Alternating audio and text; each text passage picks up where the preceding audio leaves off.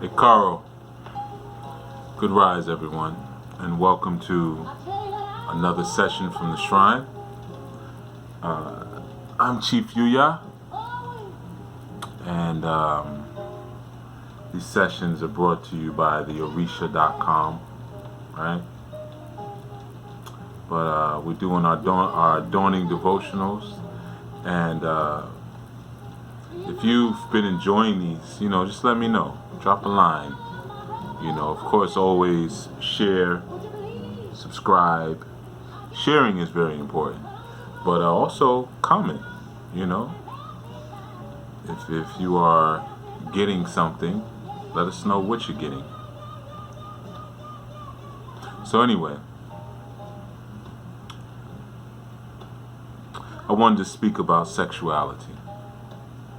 And of course, we're speaking about everything from a Yoruba perspective and an Ifa perspective, Orisha perspective, right? And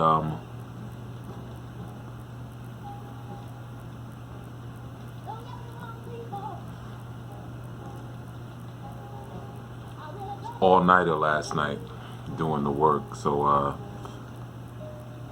the tobacco helps to take me from where I was with working and where I want to be with speaking to you all.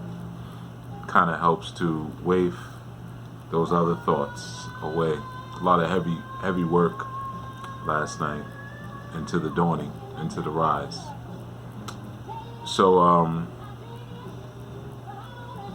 lot of people think that when they start studying Orisha, sometimes they carry the same notions of sexual structuring and imperative over from their religious understandings. They bring it into this without understanding that sexual orientation and sexual designation, as portrayed or as implied in Ifa and in Orisha, is primarily cultural based. So what that means is the cultural imperative for survival among the Yoruba, and even back to the older Oyo kingdom, is going to be the guiding reference point to how sexuality is perceived. So even in terms of like the designation of different tasks, right? So in typical Yoruba culture, men and women do farm, right? But you'll find that the women will farm things for sustenance, whereas the men will farm what they call the cash crops. So men will farm things like, cocoa and rubber and maybe even tobacco and things like that, whereas the women may farm like okra and men may farm even a little yam as well, but the women will farm like okra and tomato and things like that, maybe even tiger nut. But the things that the family would probably, consume, she would sell as well, but the family would consume.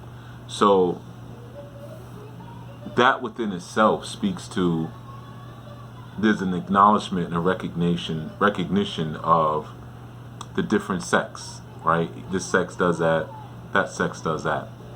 And a lot of times when people, like I said, they enter into this world, if you will, this world of study and this world of discovery, because it's really, it's when you're in it, and you're respecting it, you'll be learning new things every day, and it's a beautiful journey of learning. That's why I always say you have to develop an unconditional love affair with learning if you really want to grow. It can't just be about, I want to make this happen, I want to make that happen, I want to do this ritual or do that ritual, I want to get this or get that. It's got to be more about the growth and the learning, and you have to just learn to unconditionally attach yourself to the joy associated with it, right?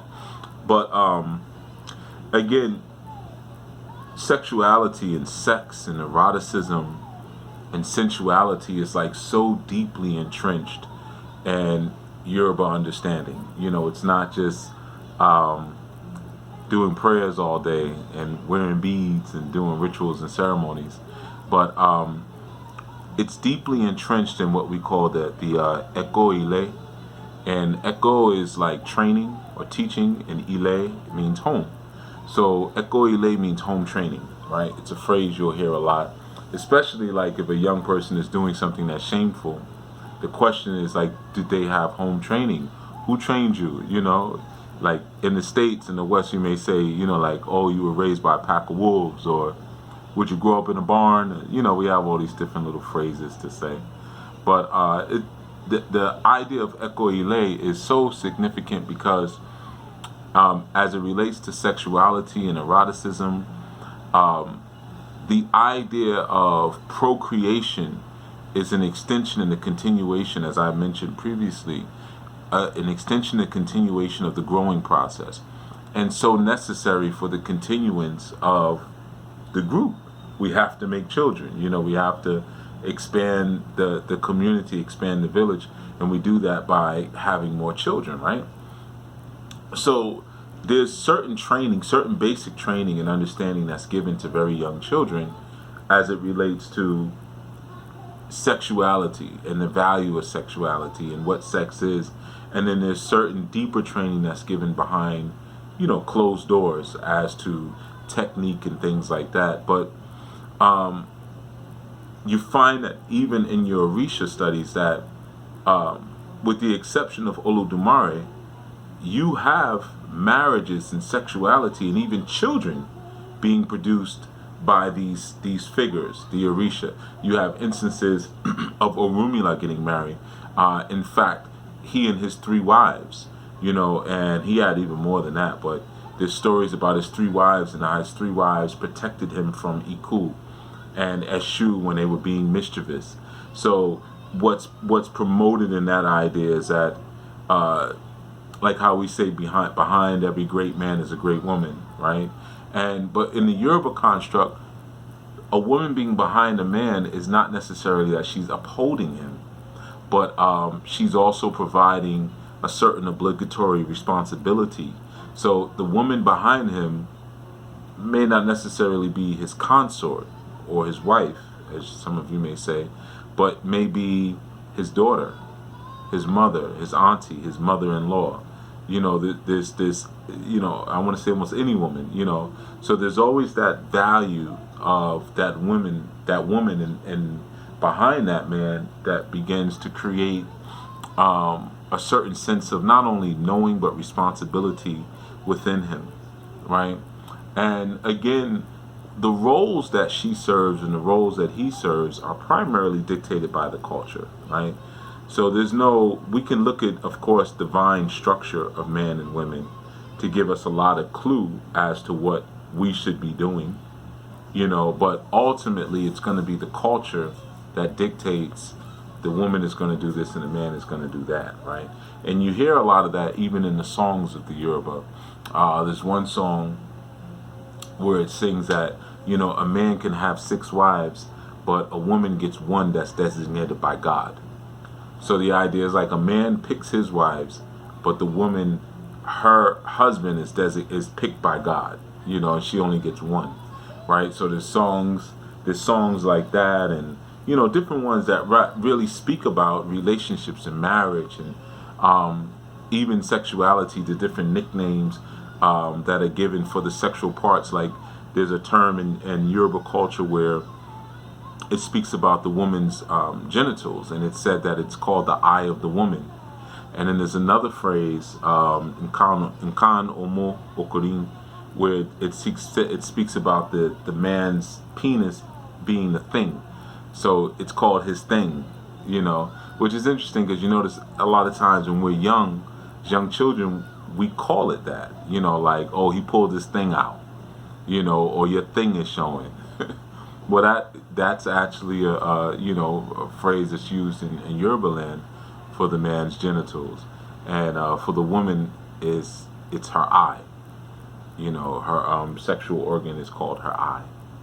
So, you know, you have these very innate ideas of sexuality in terms of the distinction between male and female, what each one does, and even the value and the necessity of procreation.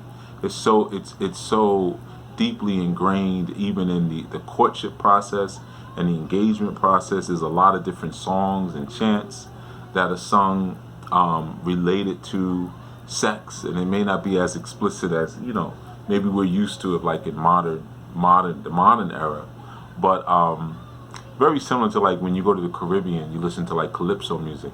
Calypso music is primarily political and sexual, but you would not know, like you hear about the time when the Mighty Sparrow was singing for the Queen of England, and he was singing a song that was really tearing down the parliamentary and governmental structure of England, and she had no clue what he was singing about. I'm sure the accent had something to do with it too, but it's also the ingenious ability to mask and use very lyrical and poetical and abstract terminology and word structuring to make your statement, while at the same time seeming innocent in a way of what one may later blame you for. So, oh, we was just singing a song. What are you talking about? You were right there. You heard everything, right? So you have a lot of that also in Yoruba land in terms of the music and dance. There's a lot of dances that are very sexual, and even down to the very idea of, when you talk about Eko Ile, home training, that goes to like proverbs, that goes to dress, how you speak, how you represent your family. And for instance, like when you have the boys or men, when they perform dabale, which is when you see them go all the way, when there's an elder present, they go all the way down to the ground, face down, flat, to greet them. And then the girls do what's called kunle. And kunle is when you see her, she'll kneel down on one knee, and like she'll maybe say good morning or good evening or whatever. And one of the things that's said in regards to that is that a woman has to go, or a girl has to go down on one knee, because if she lays down, her behind will show, right?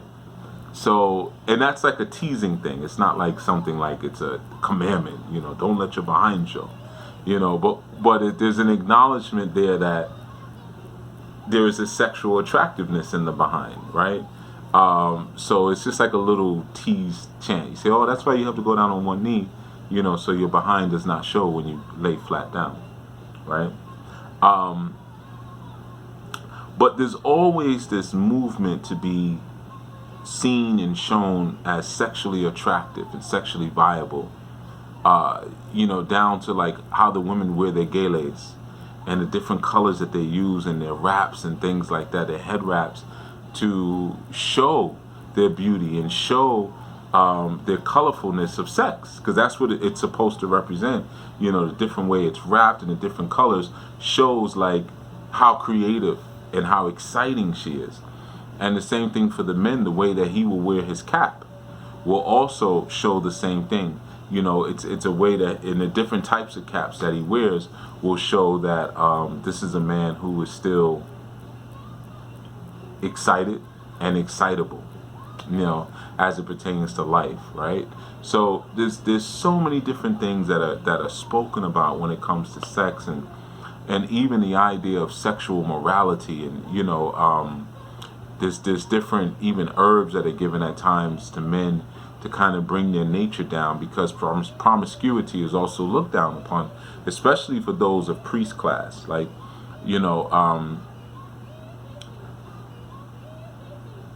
gotta scratch my record. But that promiscuity or that sexual morality is not necessarily defined like in a Christian way, where it's like you don't have it, you abstain from it. It's do it properly, right? So in Yoruba culture, a man may have concubine, he may have wife, so forth and so on, but there should be no situation that brings shame. Like if you're a priest, your morality speaks to the level of dignity that you engage in your sexual relationships. And the same thing for a woman. In Yoruba land, it's not so uncommon that a woman will have a secret lover. Okay, but if she were to take her lover and like move him into the home, like say if she had her own house away from her husband, then that would be considered, very immoral to do something like that, right? But when you live in a society where a woman's sexuality is not repressed, and it's understood that, okay, she may have been 20 when she married a man who was 40 or 50, and maybe now he's 90, and she's 60 or 70, and she's still willing to put it down, and he really doesn't have it or doesn't even care to anymore. So in those instances, it's perfectly acceptable for her to take on a lover, because her sexuality doesn't necessarily have to be denied. Now, of course, things have changed a lot, because, of course, via modernization and, of course, the influence of Christianity, the idea of women even being seen as sexual creatures has changed greatly in Yoruba land. You'll find now that even with a lot of the songs that are sung, a lot of the ideas, the concepts in the songs go directly to a man's genitals immediately. When you start talking about sex, go directly to his genitals and what he will do with them. Whereas the ones that are sung about women go towards marriage and love and children, mainly marriage and children. She will find a man and she will have children. There's even a saying that's said when we're chanting like at a wedding, and basically the translation in English is, "This womb will bear many children, and this back will carry many babies." Because babies are strapped to the back, right? So there's always this idea now with women, it immediately goes to marriage and children, but with men, it's like there's an understanding that whether it be legitimate or erroneous, he desires and needs the variety of sexual experience. So a lot of the conversation or the chants go right there. He will penetrate many vaginas. He will impregnate many wombs. It goes right there. Not so much he will find beautiful wives to marry and things like that. Though that aspect is still there, right? So there's so much more to this in terms of like, Eko Ile, home training, and all these things that I'm speaking about are basic home training. And like I said, it goes beyond just how people are having sex, but it's also how you're greeting each other, how your children engage or don't engage in gossip and village talk and things like that. This is all home training.